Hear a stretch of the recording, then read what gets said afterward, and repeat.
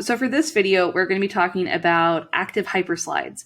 Active hyperslides meaning slides that you're going to make a copy of for every student so that way they can edit on their own. The trick is, though, is that sometimes we want them to be able to move certain things around, but we don't want them to be able to edit other things. And for our purposes, I'm going to be kind of showing you some different ways to do that and allow your kids to do online activities such as card sorts. So one of the things that I did here, and this was from our, the word is our EOC review, our end of course review. And so I have my definitions over here. And essentially what I wanted kids to do is I wanted them to look at this and say, okay, it's political movement, drag and drop. But you'll notice that when I click on any of these boxes here, none of it's moving. And I have these little what it really is it's like skater, like shoelaces essentially, that are tying together these different things. And the reason that I have those tying together those things is because I wanted kids to know that the image and the definition matched. But there's other ways you can do that for sure. The social gospel, addressed philanthropy, limited control of government, laissez-faire, and kids can just drag and drop. And you notice,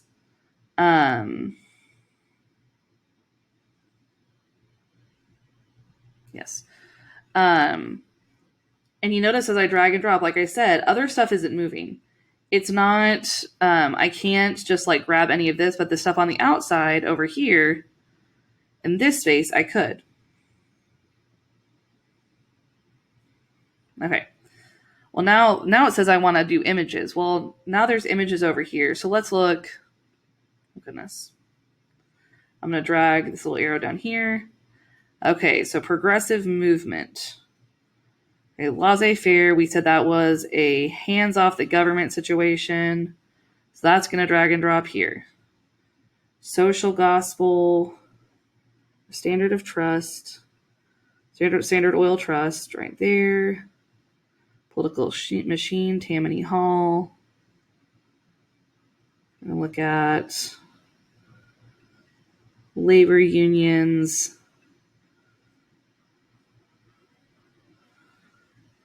This has to do with the progressive movement, business and religion kind of joining together here. And boom. And now, if I'm your student, you can now see that I've matched up terms and definitions with images. I have a few more of these I could go through to be sure I really knew all the stuff. Then at the end here in this back part, look at the goals of the progressive movement in your yellow book. The progressive era refers to a time of social reform and new ideas. What are examples of progressive ideas today? Kids can type those here. Down below, in the box to the right, insert pictures that appropriately represent each of the 16th, 17th, 18th, and 19th Amendment. And I give them a little example here to insert a picture. Go here. Need help remembering what those amendments are? Click on the book below. And they click here, and it takes them to just kind of like a little review book that we had. Now, I'm going to do some undoing of things and undoing of all the movement that I just made because I want to show you kind of the baseline of how we got there. So all of this I really orchestrated in our edit themes area. So I go to edit theme, and my theme, as you'll notice, has all these boxes, and now these are clickable boxes. Now these are boxes I can move and I can edit and I can change the words. If I change the words here, it changes it here as well. So you have to be careful there that you're not edit theme, that you're not making changes that you can't undo. And so what I did here is I also used the, if you go down here, you'll notice that even in this space, I used the dead space on the sides for instructions. You can use the space on the side for instructions, and it'll still show up there. It'll still show up, which is very helpful. to offer instructions and to kind of let your kids know how things work. I found this to be a really like helpful activity. And so when you're doing this for yourself, so I'm going to open up my own practice slides, and I'm going to go to slides, edit theme, and I'm going to do I'm going to do some shapes. That's really what I want, is these shapes. And I like the rounded corners. I just feel like they look nice. Control C, Control V. I want to make these a little bit bigger. But I want all my boxes to be the same shape because that's the kind of person that I am. So I just copy and paste. If I look at them and I'm like, ooh, all three of these can be a little bit bigger, then when I stretch it here, that means they're all going to stretch, and they're all going to stretch to the same size, which is kind of nice.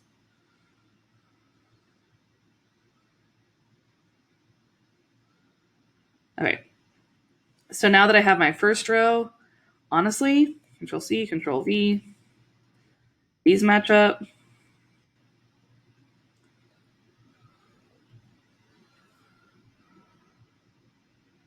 We have kind of space between the next two, and these match up.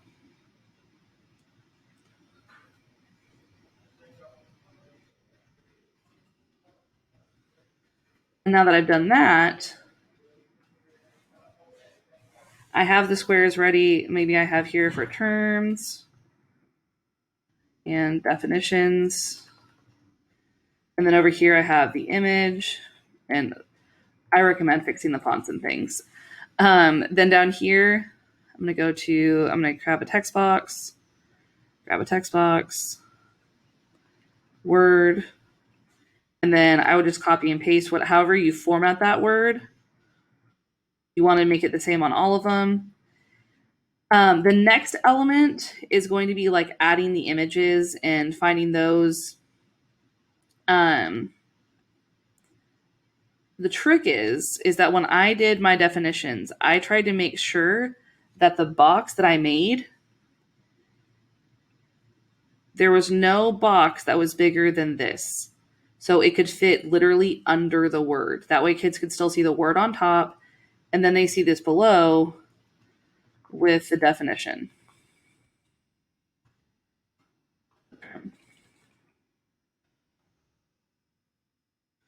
And I would take this box, and now that I've made it and I know that it's the right size, I'm going to drag it and kind of drop it off to the side.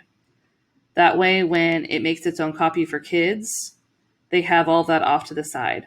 Now for the image, because you know what? I made a word there, and there doesn't actually need to be a word in the second group. So that is my bad. So I'm going to go to Edit Theme, and actually each of these I can drag over here because this is going to be where the new terms go, because I just need an image right here that matches up. And so when I look for images, I want to find an image and just kind of size it down to where it fits in there. So like, let's say I have insert image of VHS.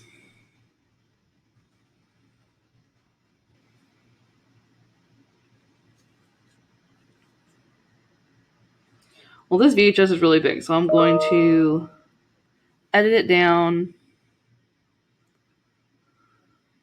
shrink it in size a little bit, and then I'm going to also put it in the box. And you see, even this, it's still too big, so I want to make it just the right size over off to the side. And I'm going to make that I'm going to put all my images on one side and all my words on the other side, just for kind of balance. It makes it look a little bit better. I suggest using this to kind of move to your right and left. Otherwise, it's going to skip you around to different slides. It's going to think that's what you want to do, and that's not necessarily what you want to do. But that is how you do a card sort on Google Slides. Now, that's for the card sort element.